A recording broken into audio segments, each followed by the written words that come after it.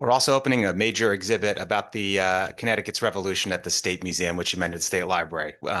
Could have the Connecticut's copy of the Declaration of Independence out, the copy that Connecticut legislature signed declaring its own independence as a colony. So I'm plugging that too as part of the big stuff on July 4th.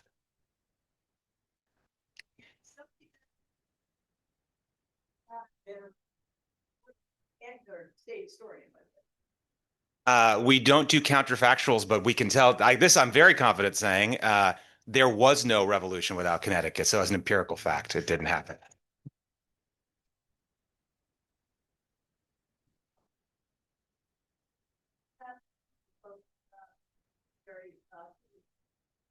There was no revolution without Connecticut. Exactly. Run with that. Come on. I mean, Roger Sherman. Who else signed the Declaration of Independence, the Articles of Confederation, and the Constitution? Nobody. Nobody. We had two of the most amazing generals. You know, we had Ethan Allen, Green Mountain Boys, coming right out of, I know Vermont is now trying to take them over, but he came right out of Litchfield County. We had another guy, he came out of Norwich. He was a pretty good general until he wasn't. Who was that? Yeah. He wanted Saratoga, he wanted Ticonderoga, and then he burnt, New London and Groton down. That was Benedict Arnold. It's real. Fell in love with that young loyalist. What's her name? She was great friends with Major Andre from Philadelphia. That was in turn. Has everybody seen that series? It's wonderful, and it really is. So help us tell the story, though. I mean, that. Yeah. We were indispensable. Look, Washington and Rochambeau, where'd they get together? Connecticut. Yeah, they were in Wethersfield. Right? They got together in Wethersfield. Where's the final battle going to be? New York, or is it going to be Yorktown? I think they made the right decision. We won. We had some help from the French, by the way. I know we're down on the French, but they were right there. There were more of them than there were of us at Yorktown. So thank you for telling this story, and we're trying to do everything we can to help you tell that story. I got together with all the social media influencers, 21st Century Media, just a couple of weeks ago. Said we're putting, a couple $100,000, $250,000 to folks to help us promote what's going on. I know we got the most expensive fireworks display, but tell the story a little more graphically about Connecticut's role and why they want to be here, on July 4th, and what that meant for this state.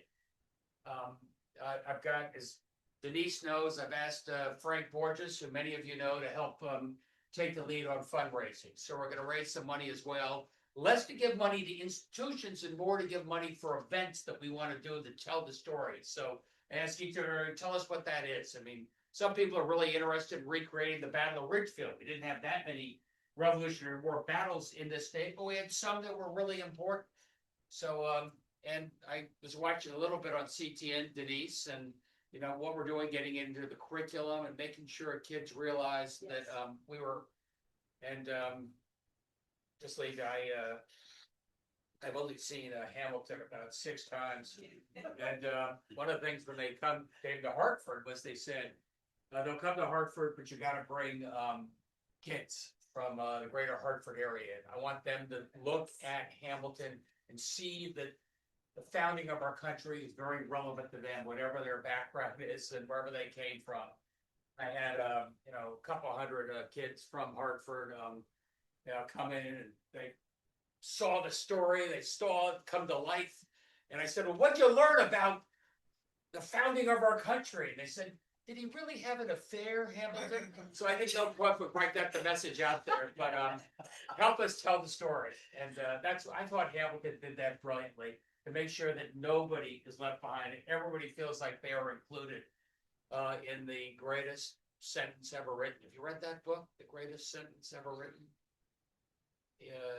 Second sentence from the Declaration of Independence.